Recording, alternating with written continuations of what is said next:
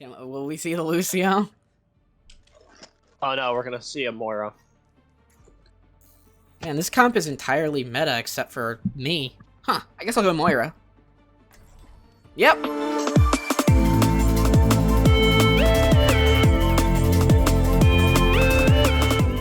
As we moved from Overwatch 1 to Overwatch 2, we also moved from 6v6 to 5v5, with one tank being available to each team. This obviously had major implications for the tank role in Overwatch. However, it also really heavily affected the support role. Why is that? Because now there is no more of this separate divide of main tank versus off tank in Overwatch. Main tanks were basically your typical like Winston, Reinhardt, where they take space. You know, if there's the enemy is up there on top of that ledge, you would have your Winston jump up there and take that space. That's what the main tank does.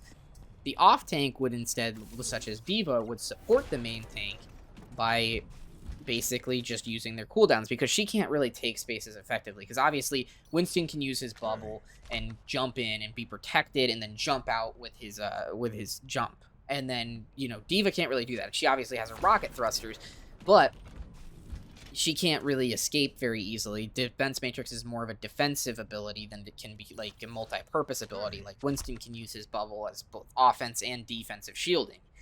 D.Va can really only use her Defense Matrix for defense, as in the name. The off-tank also had another role, which was to protect the healers, to peel off and help their healers if, say, your Zenyatta or your Ana was getting attacked in the backline. It would be the responsibility of the off-tank to go and help them. So with the off-tank role now removed in the game, and every tank being a main tank and needing to be able to take space, it created this big problem for the support class, because the support class is basically on their own now. They need to be more self-sufficient and be able to protect themselves more. And so there is such an emphasis in Overwatch 2 on utility and what a character provides. And what do I mean by utility? Ana has a ton of utility. She can put characters to sleep, which can cancel ults. She can stop healing with her anti-nade. And she can use her nano boost to increase the damage and defensive output of any character that she wants. Even a Mercy. Battle Mercy. Woo! Anyway, my point is that Ana has an absolute fuck ton of utility. And it's why Ana is a really good pick, even though she doesn't have a ton of mobility, and she can really easily be dove, which is obviously a much bigger problem, as I talked about with the off-tank being gone. Because she can shut down ultimates, and she has all this utility that's super nice to have.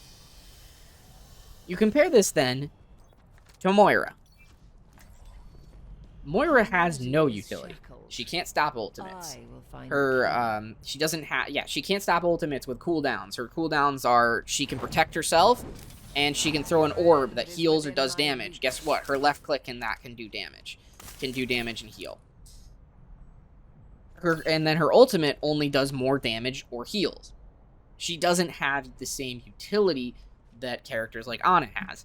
And every other support has utility.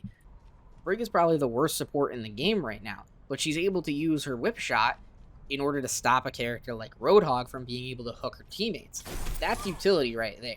Even the worst character, even the worst support in the game right now has utility. You even can look at characters, and Rally's not really that great right now, so I won't really get into that. But Zenyatta can use Transcendence in order to protect his teammates from ultimates that are going to carve through them. He also can put Discord on to increase damage output. That's examples of utility. Lucio obviously has Sound Barrier. Mercy can res.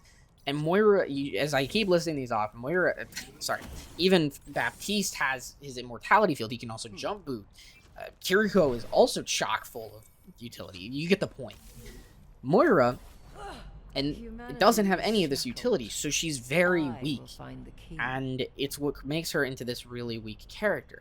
So the Moira Paradox centers around this new feature that was introduced in Overwatch 2 that, in my opinion, deserves a lot of criticism. And I've heard no one talk about it. It's the scoreboard. Now, before you say anything, the medal system in Overwatch 1 was terrible. And I want there to be a scoreboard in Overwatch. There should be a scoreboard in Overwatch because it helps people determine what the problems are in their team and make better decisions on what they can do differently in order to help their team. That being said, the scoreboard is fucking awful in this game. Why are these the 6 stats that are being universally displayed to all 10 players in the game? It doesn't make sense. These stats are all so flawed. They're all contextual stats that mean nothing unless you have context, and you don't have context.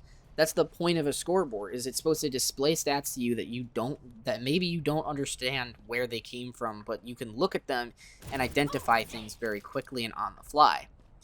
Eliminations are terrible. Overwatch League, which if you guys don't follow, they talk more about final blows, which an elimination is when you get an elim whenever something dies that you did damage to. You get a final blow whenever you appear in the kill feed there. That's a final blow that I just committed. That's also an elim. Not all eliminations are final blows, but all final blows are eliminations. And eliminations are a terrible stat for telling the story of a game, especially when you look at a character like Moira. Because you know what Moira does? She just throws her damage orb around, and it does random damage to things across the map and creates elims. Obviously, that's a bad example because those are 2 final blows. She just got 2 kills, but that's not what happened. She just throws the damage orb into a group of characters and just does random damage to them. I mean, hell, I just did random damage to that bot up there.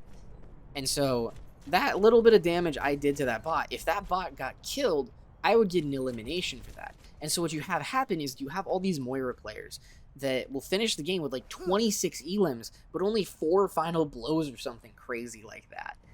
And so why are we using eliminations to try and tell the story of a game? It doesn't make sense. Furthermore, she gets assists at times for doing this. If she throws her healing orb and someone gets an elimination while being healed by that, she gets a random assist, and she might not have even been looking at that character. She could have been like, here you go, guys. They get an elim, and she's just over here doing nothing. And she's getting assists for that. And then you look at deaths. Moira should almost never be dying because of her fade. She can always just escape. There's a whole fucking call-out, Moira no fade, to let you know when you can actually kill a Moira. Damage and healing are pretty much useless stats because it doesn't matter how much damage you're doing if it's constantly getting healed off and not resulting in eliminations / final blows. And healing doesn't really matter because no amount of healing is going to stop a nanoblading Genji. But you know what does stop a nanoblading Genji? And honestly, Dart. So what happens is, you have this Ana player on your team, and say you lose the first 2 fights, and she looks at the scoreboard, and she says, okay, we're not doing enough damage. I'm gonna go switch to Moira in order to, because I don't trust our DPS. But you're actually weakening your team comp overall and hurting your DPS, and that's the paradox. You switch to Moira because you think you're helping your DPS, but you're actually weakening them. Because now, your team just threw out all of this utility. What is a Tracer going to do to stop a Genji, or stop a nanoblading Genji? Nothing. And neither will a Moira, but I guess you have all this extra damage to put on the scoreboard now. And this is the issue. That's the paradox that I've been trying to get into, is don't switch to Moira to help your DPS, because you're actually hurting them. You're much better off playing on a support that can actually do a form of fucking that actually has utility. There's every other support in the game besides Moira has utility and can stop things. And the job of the support in Overwatch 2 is to play around their utility and hit their cooldowns and make things happen and protect their team and support their team. Moira does not support her team. Moira is not a support character in this game. She's a DPS in the support category, and so when you switch to her, you are going from one tank, 2 DPS, and 2 supports to 1 tank, 3 DPS, and 1 support. Moira is not a support character in Overwatch 2, and they need to rework her in order to make her into one, because you need utility. The support role requires utility now that was not present in Overwatch 1 because of the off-tank's existence, but now that the off-tank is gone, characters like Moira need to have some form of utility to actually help their team. Because you have people that are switching to Moira, thinking that they're helping, but they're not, and it's all because of the utility that they're taking away from their team. I hope this all makes sense to you. I was a little jumbled with this. I apologize, but I just wanted to get my thoughts out because I'm so sick and tired of seeing Moira players. Thanks for watching. See you guys next time. Bye.